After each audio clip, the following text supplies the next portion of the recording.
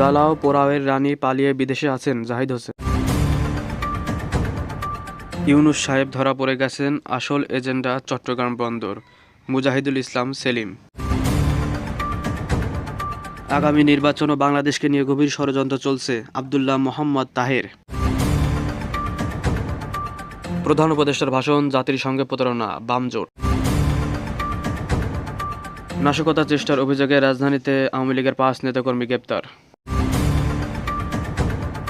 ৮ দিনে এনসিপির ১,০০০ মনোনয়নপত্র বিক্রি, লক্ষ্য ৩,০০০। গণভোটের সময় নিয়ে আপত্তি জামায়াতের, উদ্বেগ প্রশাসন নিয়ে।